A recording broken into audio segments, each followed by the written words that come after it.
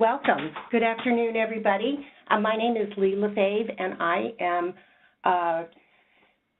with the Community Health Institute in New Hampshire, and we're working with the New Hampshire MIECHV Quality Improvement Initiative, and this is the Action Learning Collaborative Kickoff Webinar, which was actually held live on September 27th. And due to technical difficulties, we were not able to record the webinar at that time. So we are recording it today, but what you are hearing is not a live recording. So just so you know that as we're going through it. So I'd like to welcome LIA Moran. Hi, everyone. I would like to welcome you to the CQI webinar to kick off the CQI initiative. Some of you veterans know that we do this each year. As a requirement of our funding, we need to show that we are continually developing strategies to improve the way we do our work and foster the growth of our programs. Through our own work with CQI and lessons learned from the site visits, we know that you juggle many competing priorities, and we want this project to be of value to you in supporting the work that you are already doing. So you may want to focus on the performance measures that you currently report on, or you may wish to focus on something different, such as building collaborative relationships with community partners, or improving access to medical appointments, such as postpartum visits. I want you to know that the state home visiting team is currently engaged in our own QI process as well. Thank you for your participation in this webinar. Okay. Thank you, LIA. Thanks. So the objectives for the webinar are we want to provide an overview of the MIECHV QI initiative. We want to introduce the CHI QI team. We're going to outline some basic principles of quality improvement that can get us started in the Action Learning Collaborative, and introduce 3 basic quality improvement tools that also will help get us started. And we're getting ready to prepare for the November Learning Exchange, which will be on November 16th in Concord.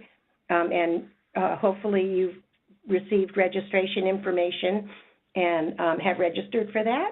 And then we wanted to provide an opportunity to ask questions, which shouldn't be in here. Okay, which we did when we did it live. So next, to introduce the QI coaches that are part of through CHR that are part of this QI initiative, I will start. This is Lee LaFave, and I'm going to start by introducing Sandra Kiplagat, who is my colleague here at CHI. An interesting fact about Sandra is that she loves traveling to different parts of the world, learning cultures, and this winter she is planning to go to Australia for the first time. Sandra cares about working in maternal health as she believes in the importance of improving the health and well-being of mother and baby in our local communities. Sandra's particular interest is in reducing pregnancy-related complications that are influenced by social and environmental factors. Her favorite QI story is a community-based health research project working with the Ghanaian immigrant population facing high infant mortality rates in Worcester, Mass. Medical practitioners had indicated that a barrier remains in terms of communicating effectively with pregnant women regarding the importance of prenatal care. By incorporating community representatives as natural helpers and support networks, information about prenatal care can be shared more effectively among women. Although this was in the quality planning stages, as she was involved with it, the next step was to implement the use of natural helpers to assess if there's increased prenatal care visits among the women that they were working with, and this project is ongoing. Hi everyone, this is Sandra, and I'm introducing Yvonne Hamby. One fact that you might be interested is that she once snuck through a police barricade due to a canyon fire to save her kitty Juno at the house in the mountains. She cares about working in maternal and child health, promoting the health of women, babies, and families. Especially contraceptives is a key link to reducing unintended pregnancies particularly among adolescents. Supporting women in planning their families improves educational and employment opportunities for women, which in turn contributes to the status of women, increasing family savings, reducing poverty, and spurring economic growth. Her favorite QI story was witnessing a community-based agency connect their education of contraceptive options to their clients' ability to make better choices in their contraceptives and improve their continuation of contraceptives by adding 3 questions to the assessment process. Hi, everyone. This is Yvonne Hamby, and I'm going to introduce our other team member, Megan Hiltner.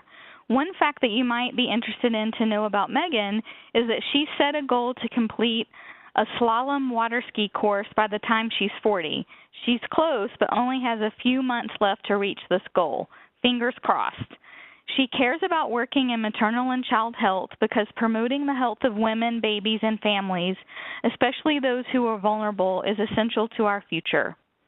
And one of her favorite QI stories has been witnessing a community agency in Tulsa, Oklahoma, increase their breastfeeding initiation rates among their participants from 75% to 85% in a short time by adding 1 question to their assessment form, asking about each participant to identify a breastfeeding champion that would support them.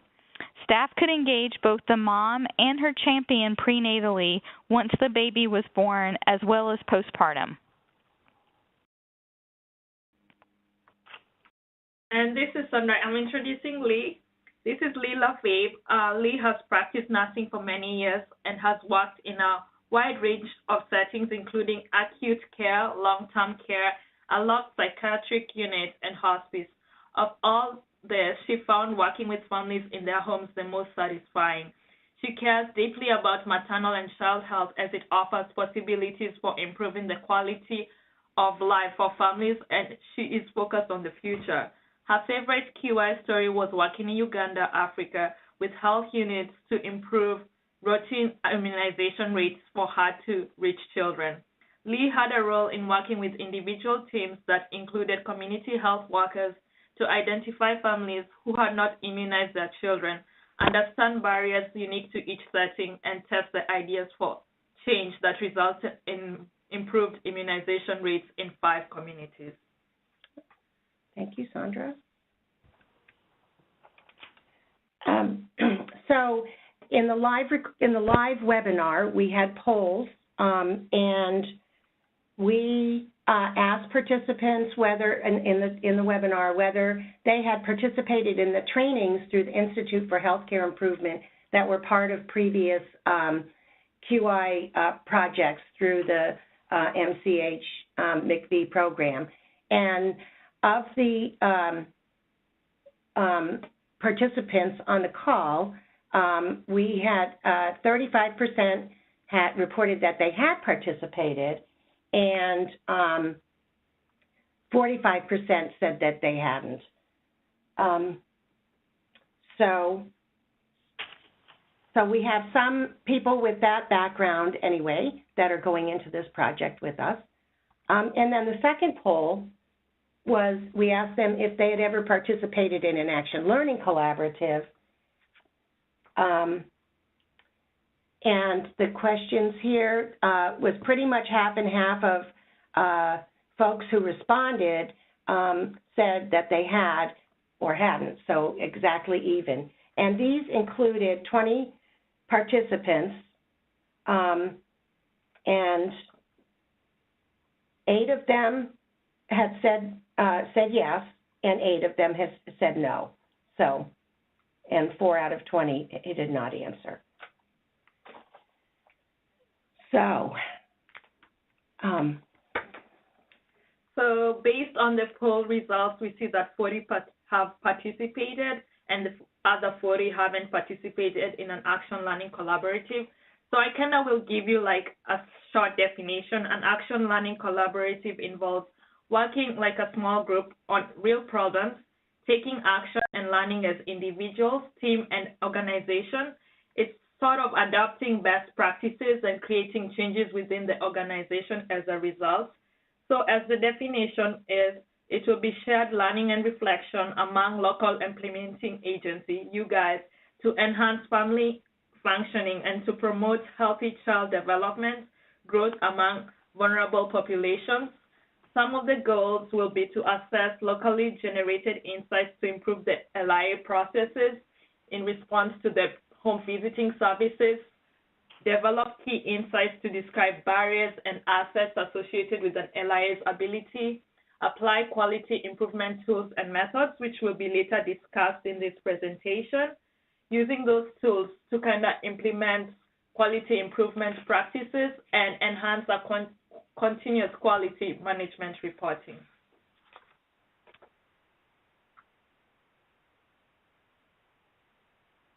So how will we work together? So this provides a timeline and overview of what the coaches and the LIAs will work in the next year and a half. On September 27th, that's when we had our kickoff webinar. And in the next month, we'll have alternating calls. So the IC is the individual calls, and the group calls are based on groups which have shared target areas in which we'll discuss towards the end of the presentation. So by facilitating this, LIAs can reflect and share with each other. The in-person learning exchange will be held in November, and we'll delve deeper into the 5 P's of assessment, talk about baseline assessment and problem identification. And then the next set of months will be planning stages, followed by implementation using the plan, do, study, act process. In the next November 2018, we will be doing an LIA presentation and we'll discuss next steps. Another PDSA may be performed. By May 2019, we'll do a learning exchange, and this will be more of a shared learning process in which we'll kind of cross-share with each other through how we've learned through this QI process and develop a storyboard as a result.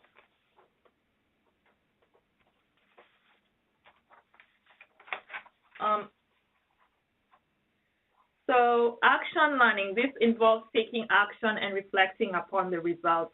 It's a problem-solving approach. For example, Ray Grevans in 1940s in Wales and England, coal miners encouraged a group of pit managers to meet in small groups and ask questions, and they were able to find solutions as a result. So similarly, you guys as the LIAs have the experts, and we are kind of like Grevans and kind of provide you support and give you resources. So with action learning, we are encouraging change, we are embracing self-discovery, understanding this an active learning process.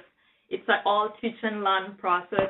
We are providing resources, and we are also fostering innovation.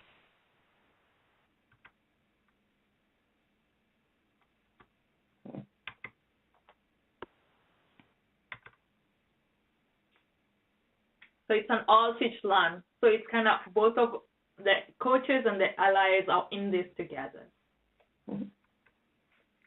And then with the action learning process, this is kind of like a simple process in which you learn about the experience and you kind of document what is currently happening. And what is critical for this process is the reflection part.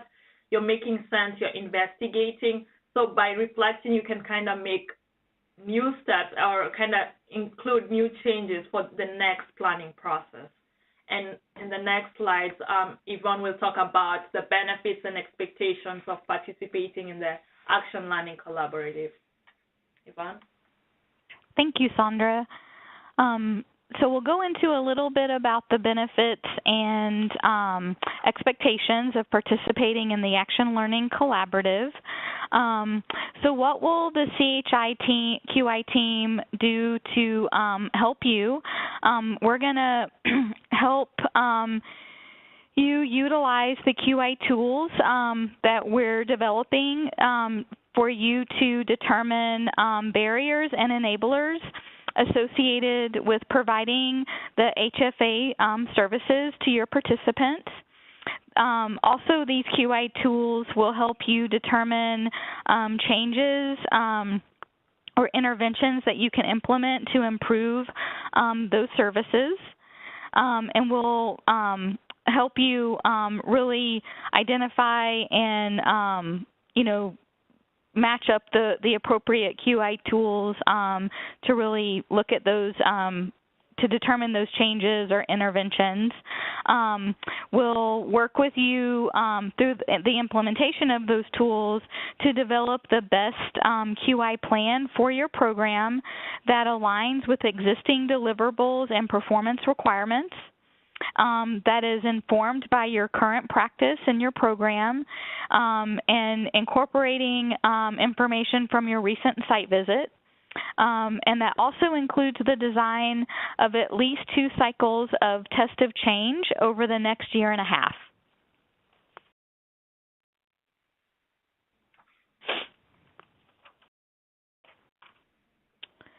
And then you, as the local implementing agency, will establish a team, a QI team.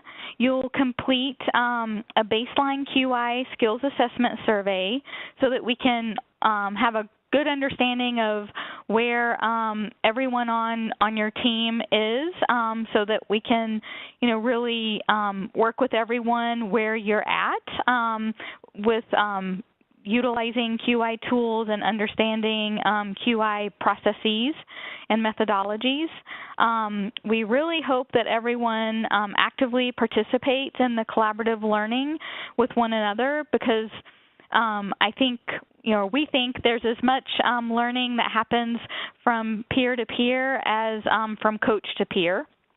And there's lots of opportunities to get to do peer-to-peer exchanges. There's 3 in-person learning exchanges. The first one, as Lee mentioned earlier, is November 2017, and then 2 in 2018, 1 in May and 1 in November. And then there'll be lots of virtual meeting opportunities.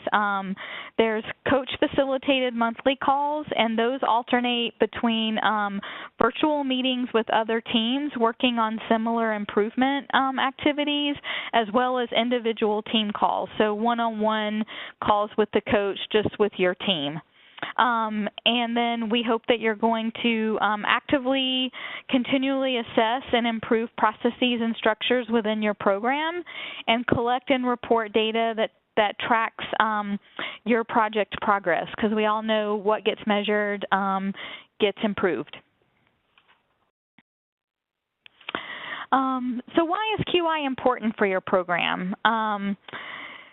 There's lots of benefits of having and using QI data. QI is critical to all healthcare, public health, and social service providers.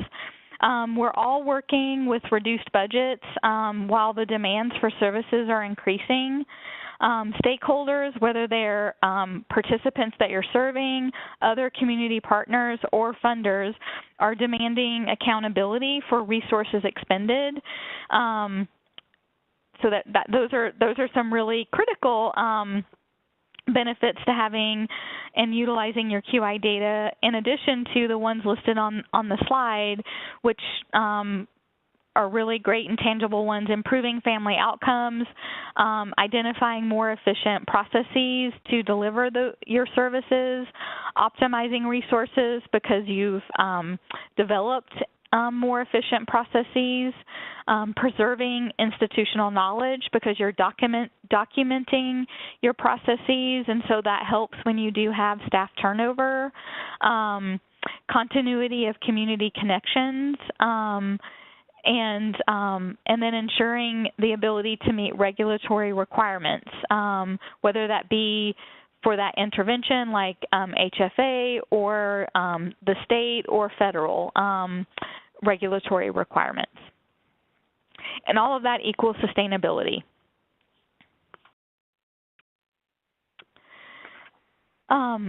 So we listed a few of the performance measures that we know that you're having to report on. And so these are some of the required quarterly reporting that you do to MCH.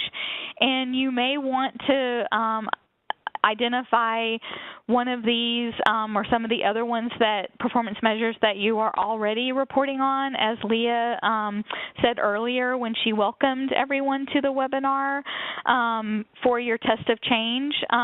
But you may also want to identify another test of change, such as recruitment, partnerships, or postpartum visits. Additionally, the Dartmouth Medical School is partnering with the state MCH program to implement a pilot project to investigate postpartum visits. And that could be to increase postpartum visits, and that there could be definitely an opportunity for some of you to collaborate on this pilot if you're interested in doing a test of change for increasing postpartum visits. Definitely keep that on your radar, and we can get you more information on that opportunity. So during the webinar, we did this poll just to get a sense of everyone's level of QI experience, and as you can see, we had a range of experience. Some people identifying themselves with no experience. So we had one out of 23 participants identifying themselves having no experience with quality improvement. The bulk was kind of in the middle, with 35% identifying themselves with a little experience, and then equally 35% identifying themselves with a great deal of experience, and no one identifying themselves at the expert level. And then we had some of those were our presenters that were in the no answer category. So thank you for those who did answer during the live webinar. Thank you, Yvonne. So now I'd like to talk about some basic principles of quality improvement, foundational elements. Basic principles of quality improvement focus on the fact that it's responsive. Quality improvement is responsive to population health, and the greatest possibly benefit is that it focuses on increased equity among all populations. But it results in being able to measure your improvements in efficiency in your processes, in effectiveness in your interventions, in how well you're doing in your performance, and also around accountability and outcomes. So there's some things that are always true about quality improvement. And one of them is that it's based on an understanding of your system and your program. So it starts with that, recognizing that this is a systems-focused activity. And it examines program components and processes. So it is not about looking at individuals, although in our work, each person has a job that's part of the system. And so individuals are part of the picture, but what we're really looking at is how the system works, not about how individuals personally are doing their jobs. It's data-driven, so it's because it focuses on measurable improvements. There has to be a way to measure, and that is by using data. It requires staff involvement. It's a team-based activity, and it also includes an emphasis on the consumer or the participant. And finally, it's part of an ongoing process. So it's continuous quality improvement, and recognizing that as we learn more, as new science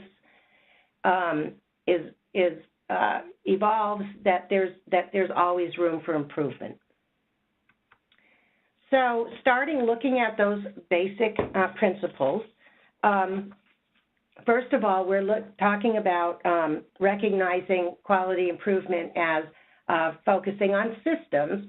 And the systems that we are talking about are actual living dynamic systems. And you know these well because you work with families. You understand that the outcomes and the development and the outcomes for every child is impacted by the dynamics of the family, that the family is embedded in the dynamics of the community, and that the community is impacted by the policies and the resources that are flowing in terms of supporting the families and the children that you're working with. So, but we know that it's, you know, the system changes all the time. It can change. It's not linear. It's very iterative. It's interactive. The pieces are interconnected, so a change in one impacts in a change in other, and the systems evolve over time, and they are unpredictable. So that's one thing when you think about working with your families. It's so, you know, recognizable, these factors, but also when you're thinking about working with your workplace and your work setting, it's the similar systems principles apply.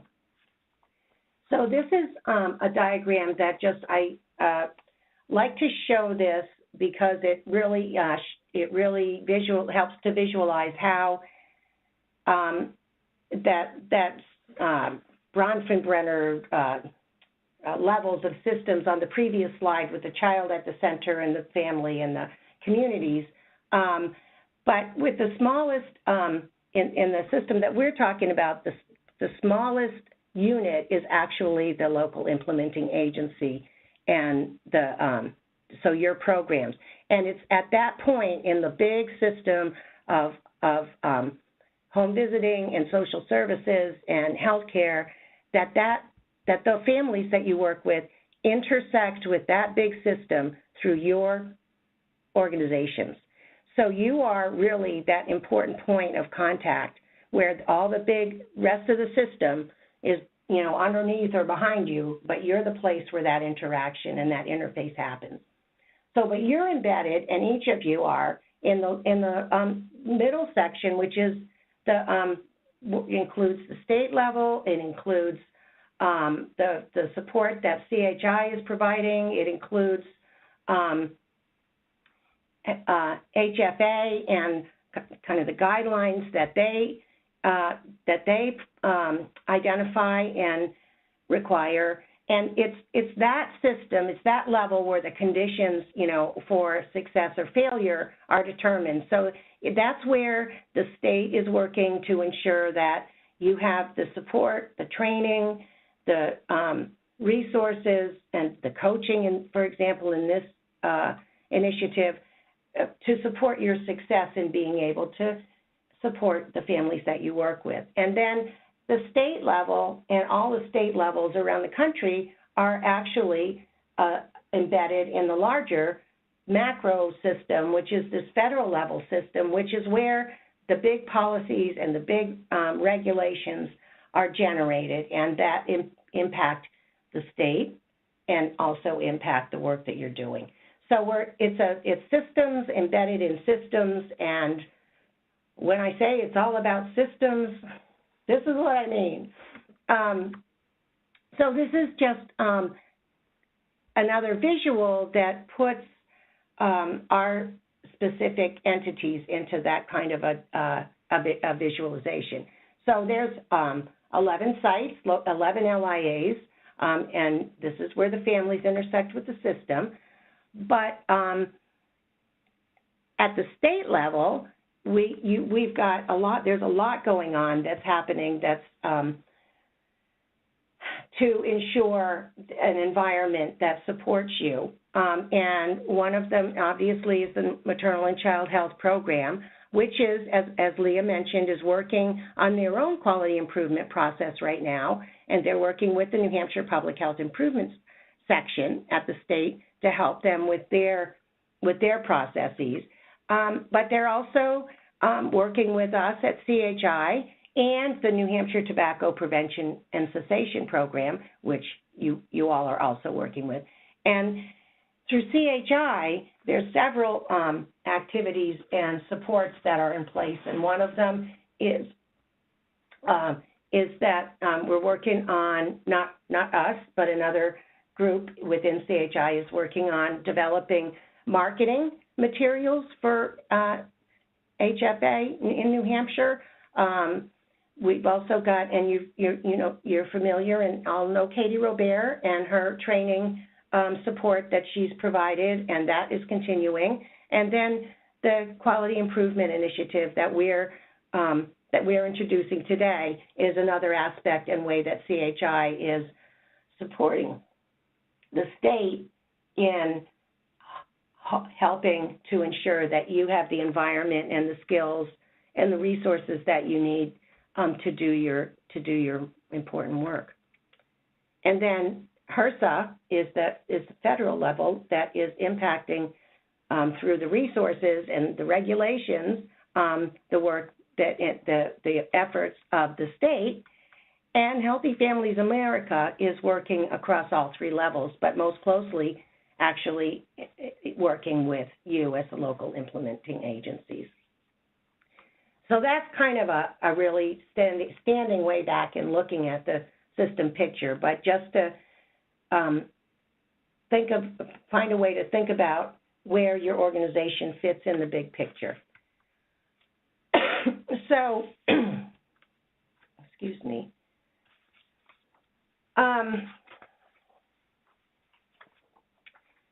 So understanding your system. So again, I say that the importance of recognizing that your system is part of this larger system of systems. But one way that has been tested and been shown to be helpful and effective is this local, very small level systems assessment that's called the 5 Ps, and I'll talk about it in a little bit more detail later, or touch back on it anyway. But basically, this is the premise for this is that these 5 Ps, which include purpose and policy and participants, your professionals, the patterns of your work, what works and what doesn't, that happens over and over again, and your processes, how you actually do your jobs. If you can get a handle on this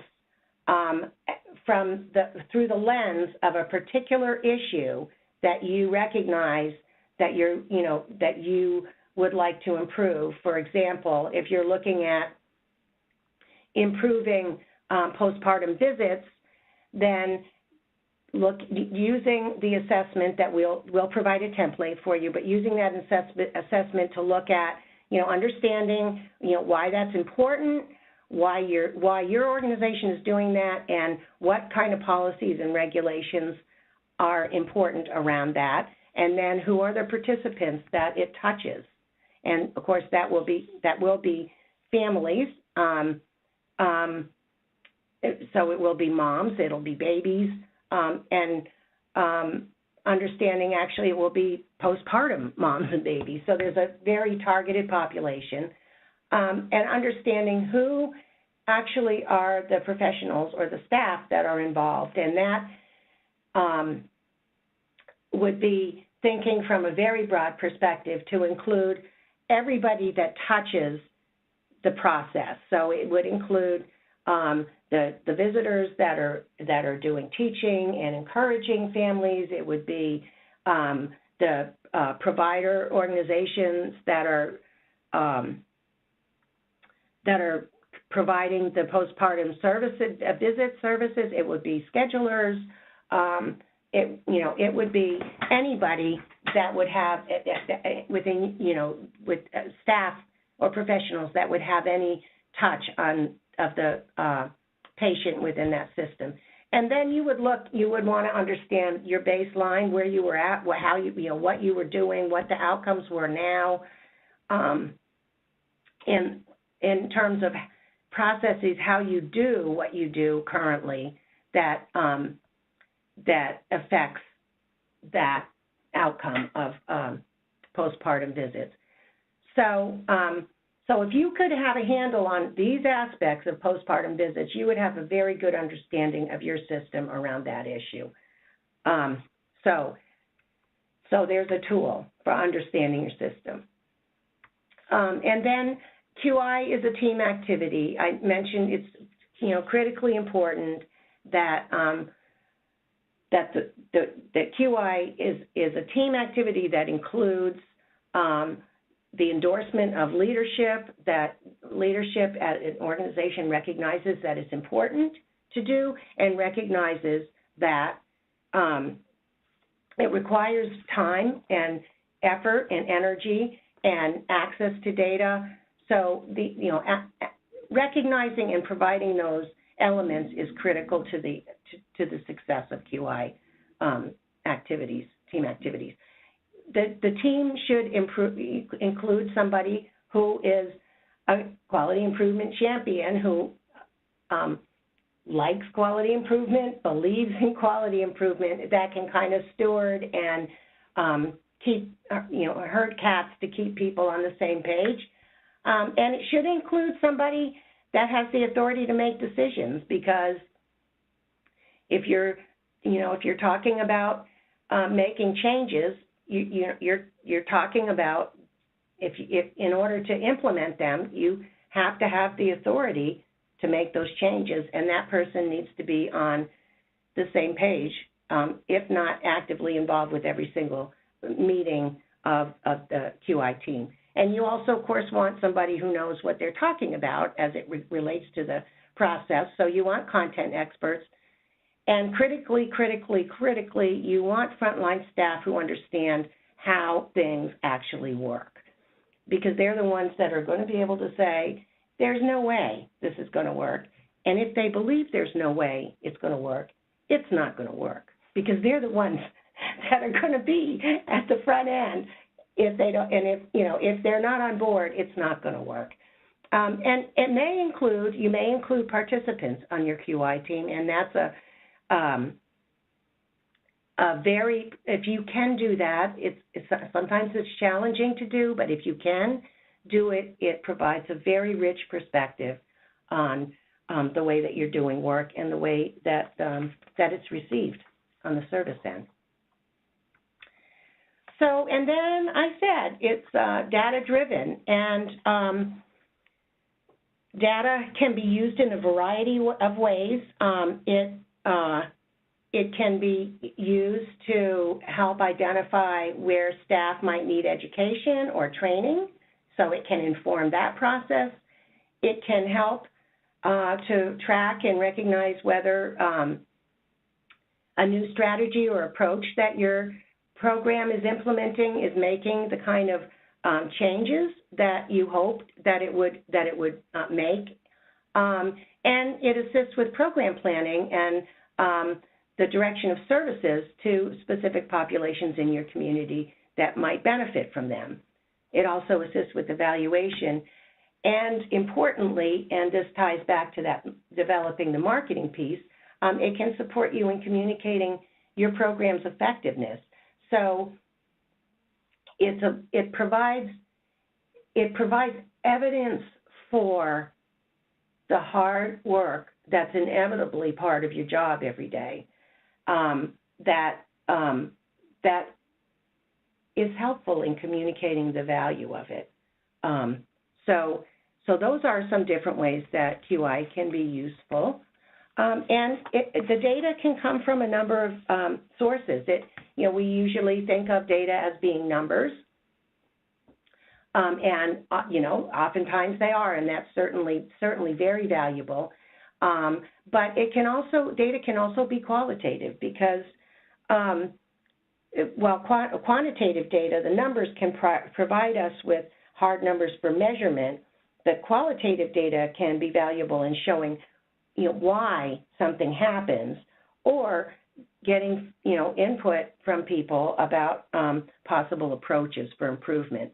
So data may come from participant records. It may come from your electronic health record. It might be related to financial indicators. It could come from participant satisfaction results, but it could also come from phone calls, staff interviews, and some of the data will come from your site visit reports as well.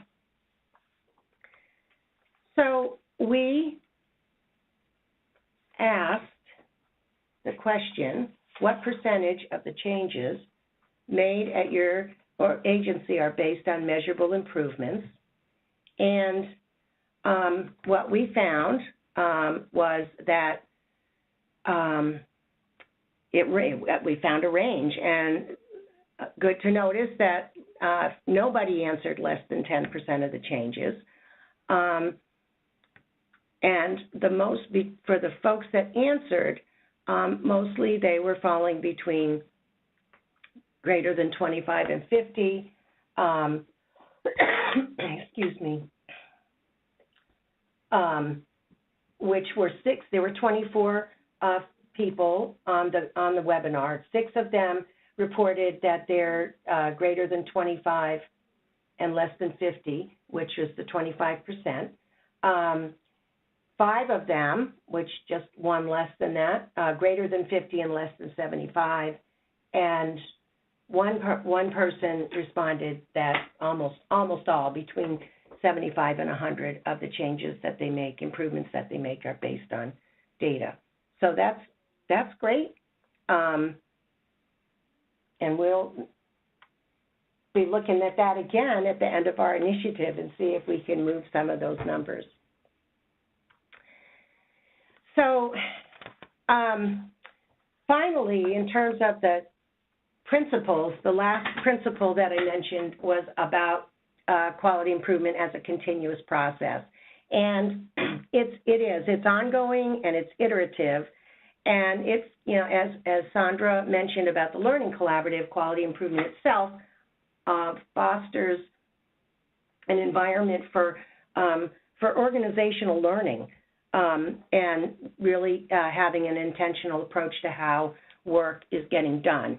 But one of it allows for a check-in along the way as you're doing your work, so that you don't get to the end of a long period of time and realize that what you were doing wasn't making any difference, or maybe even was making things worse.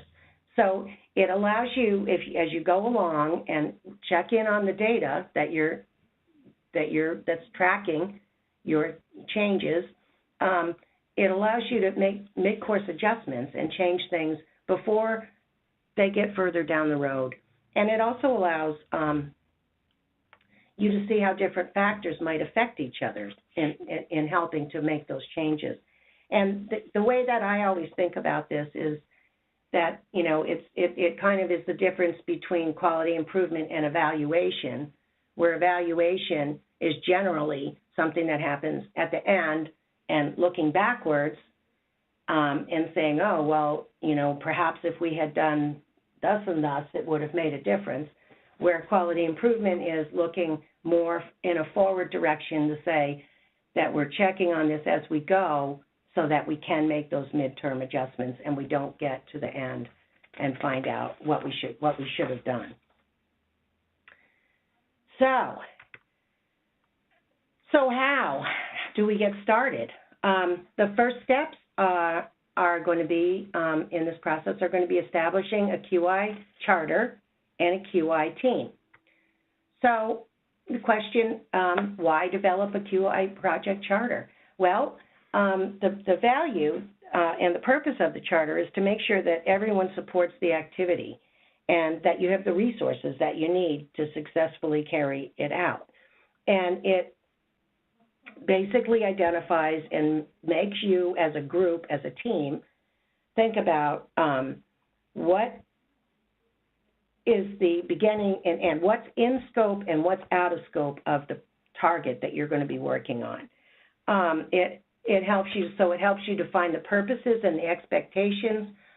It identifies and lays out who the key stakeholders are that you need to include, because you need, as you know, thinking about that QI as a team activity, you need the right people at the table in order to have the knowledge and the authority to be able to make the changes that are going to make a difference. it also lays out the roles and responsibilities of various members. You know, what are they actually bringing to the team? Why is it important that they're there? And it ensures that, again, this commitment and support from leadership, and it provides a sustainable framework. So, you know, some of these questions, when developing a QI charter as the first step, can be challenging because you may not have all the answers, but it's important to start setting them down initially so that you've got building some kind of a structure to work from. So this is a sample of a QI charter that we will send, that is available to you, that kind of outlines what the QI charter might look like when it's complete. And we'll send you a template that's blank, but also this example that will help you. So, excuse me. So again, as I mentioned, it's the purpose is to build understanding and consensus and clarity. And the purpose, is about why is this important now? So that's the first box you've got at the top, the name, what you're working on, who's in charge of this QI team, and who on the leadership is sponsoring it, who knows about it, and who says, yeah, we should be doing this. And then the next box has the description. So in this example, the brief statement of the purpose of this example is to increase enrollment to reach and sustain 85% at the HRSA-defined capacity. And the statement of need, and why is this important now, is that the last 3 quarters enrollment has been below. And specifically, here's the data. Quarter 1, it was at 70%, quarter 2 at 72%, and quarter 3 at 65%. So clearly the baseline data that you're starting from at this point shows that that this organization is not meeting the target. And so since the program has the staff capacity to serve 22 families, those resources are going underutilized because they don't have the enrollment that they should have. So again, the expectation, the leadership support, the time commitment, and roles and responsibilities. So here, what we have is the roles and responsibility of the QI lead. So somebody needs to be accountable for being in charge.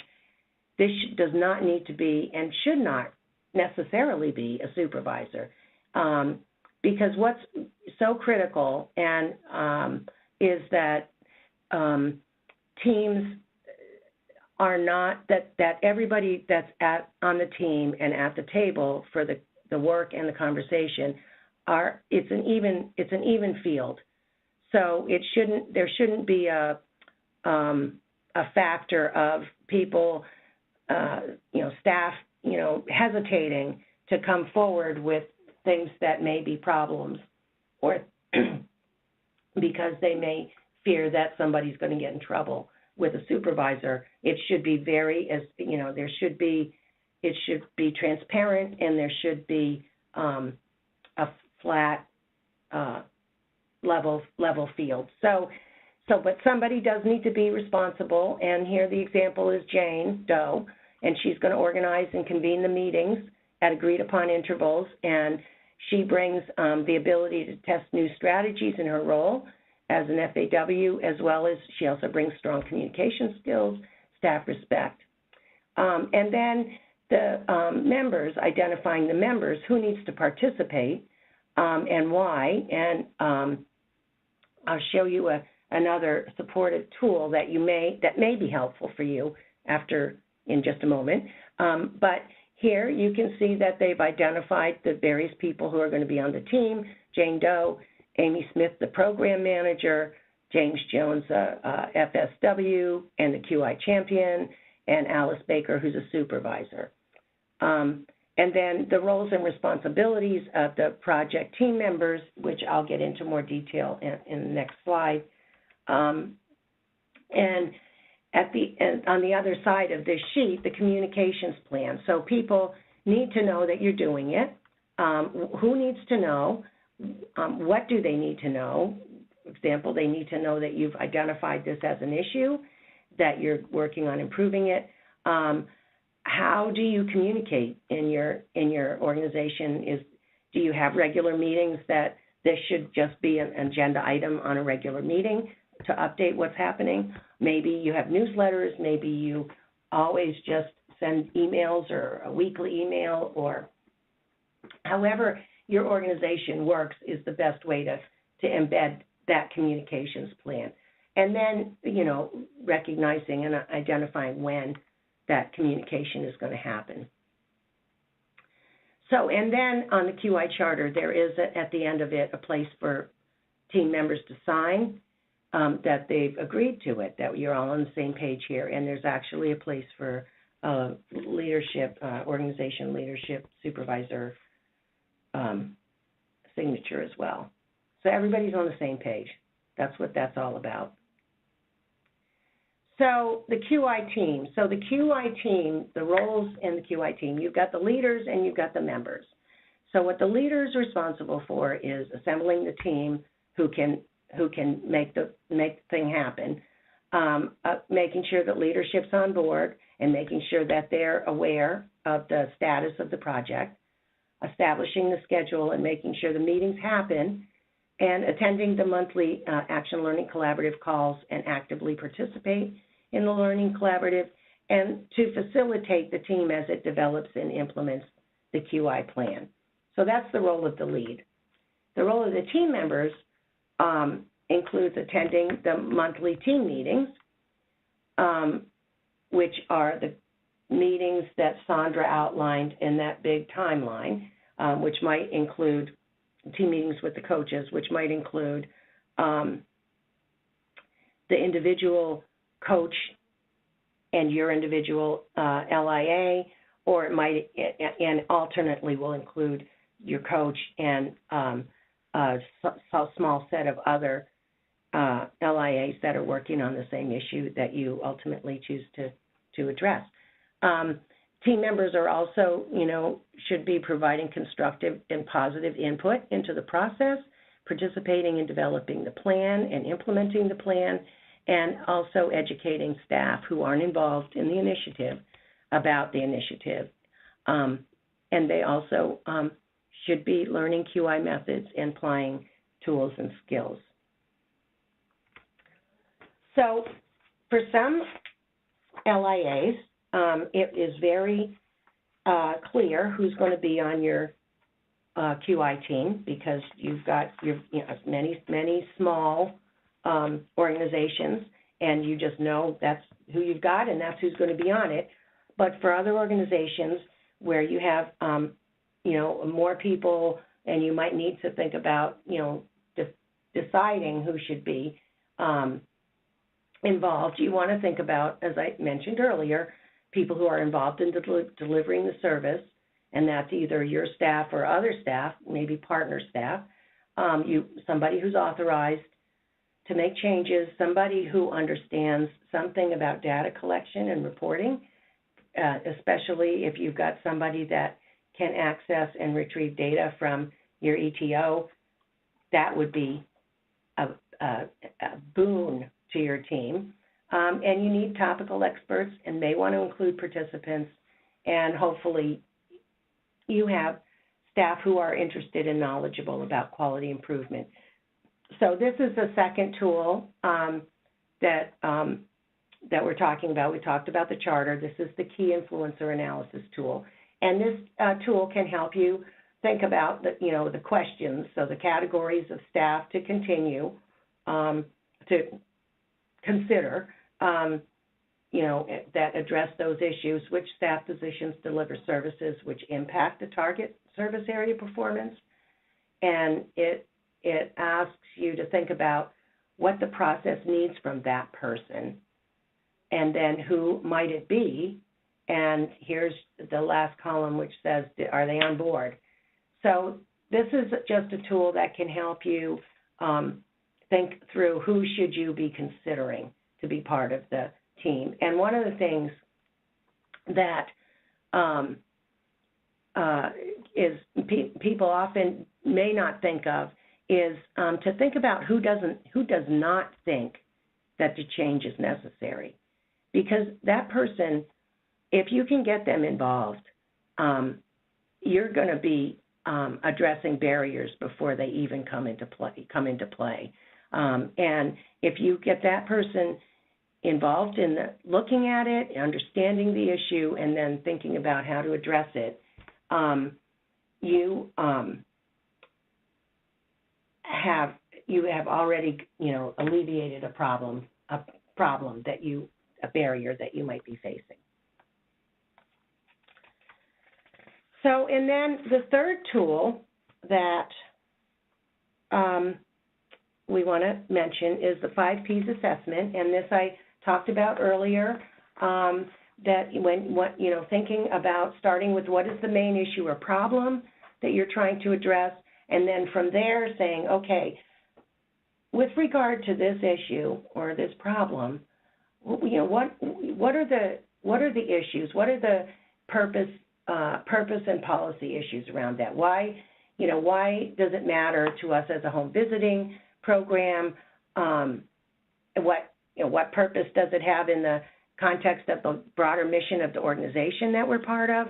And what policies and mandates impact that issue?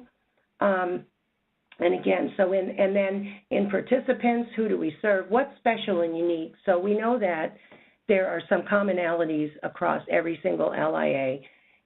Their participants are the same in many ways, but they're also different in ways as well. So you want to be thinking about what's special and unique and distinctive about your target population in terms of their demographics or what their unique needs might be. Think about, in terms of participants, think about who benefits from your services, and think broadly. It's the families, for sure, but it may include other entities. Just so think about that, and then.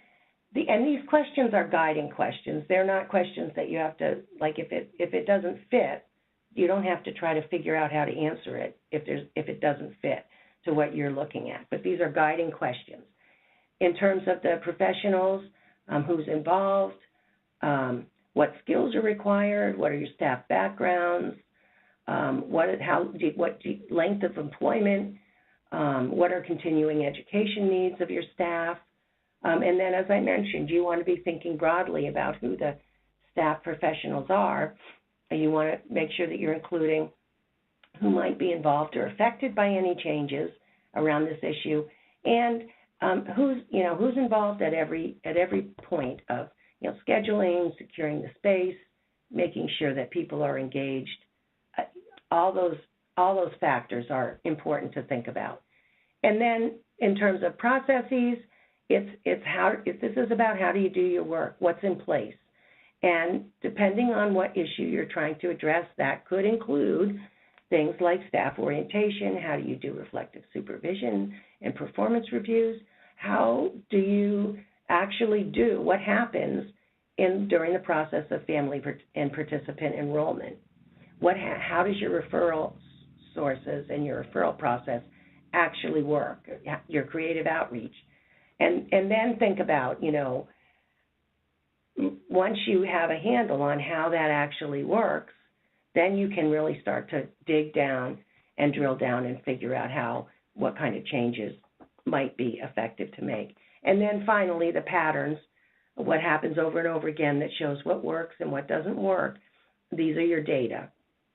And if you ask how well are our processes working, you might look at your performance measures, you might look at your participant satisfaction, your staff satisfaction, your staff turnover, and that gives you information about the patterns and the data related to the processes and the issue that you're looking at.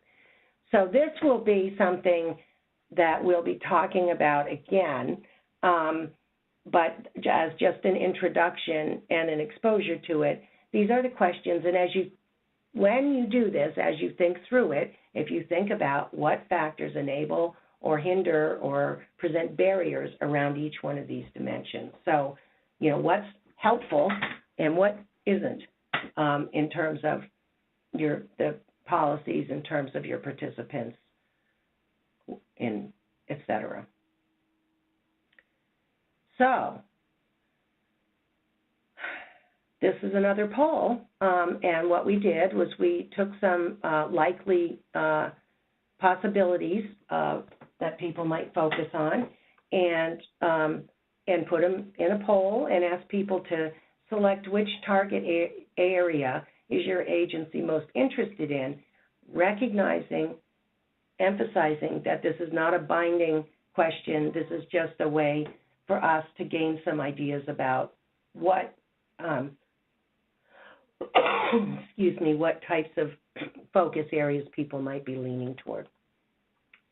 So when we got the poll answers back, you can see that we had a large proportion that were focused on increasing enrollment for families. That was the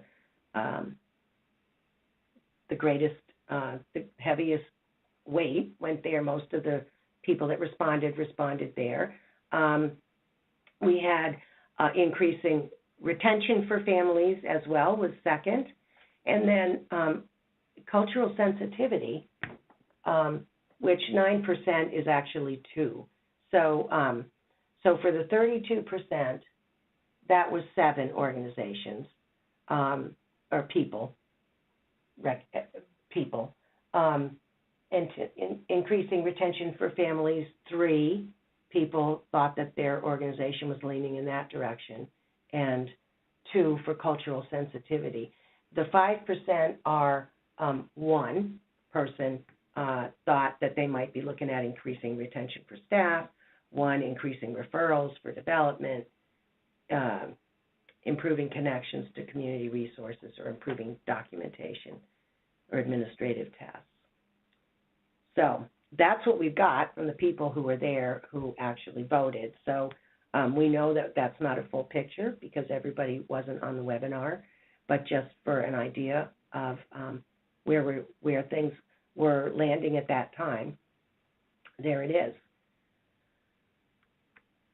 So this is just a way, it's a thing that I think about, and it's like the truth, which is that every system is perfectly designed to get the results that it gets.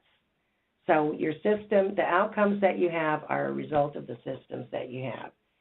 And if you are looking at getting different results, the system needs to be changed somehow.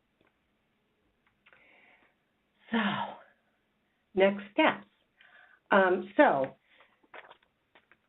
we mentioned initially that we were asking everybody to complete a QI skills assessment survey. It's a short survey.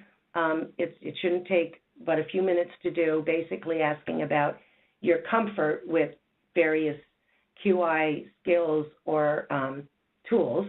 And we're asking people to please complete that by October 11th, and that will give us, the coaches, a sense about where people are at in terms of their foundation and their comfort level.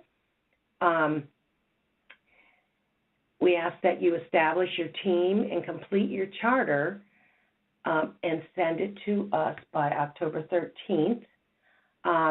And your coach will be in touch to set up calls. A coach will be in touch to set up calls to provide support to your team. The first call will be coming from one of us. The email to set up the first call will be coming from one of us.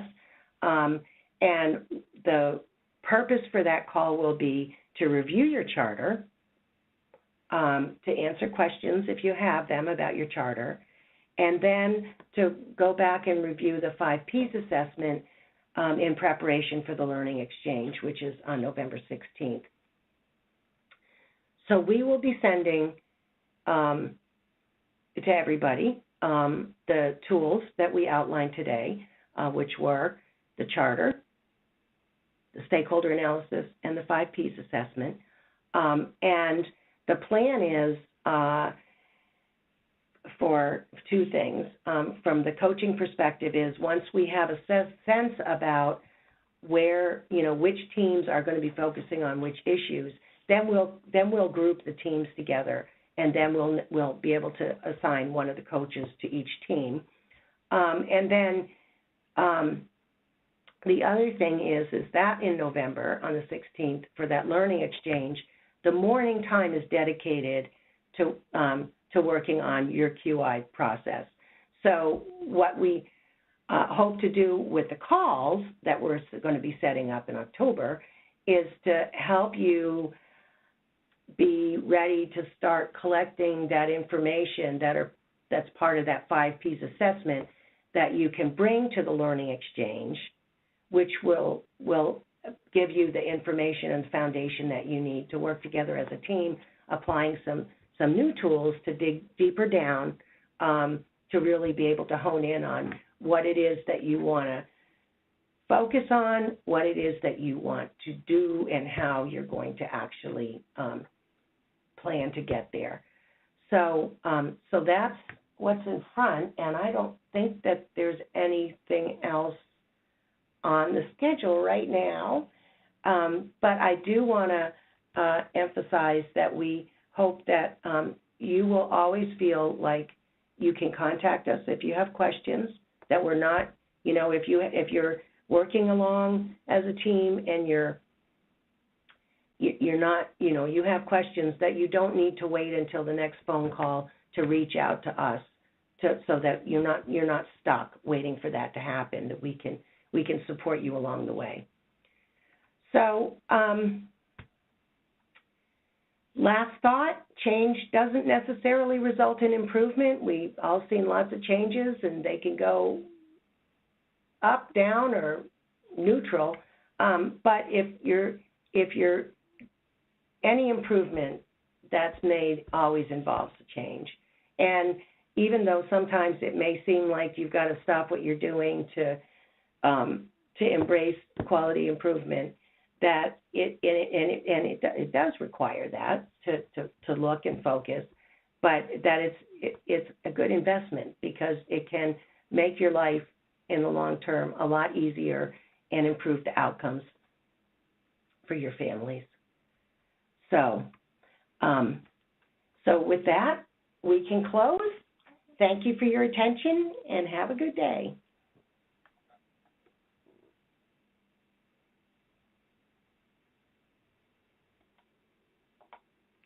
Are you sure you want to stop?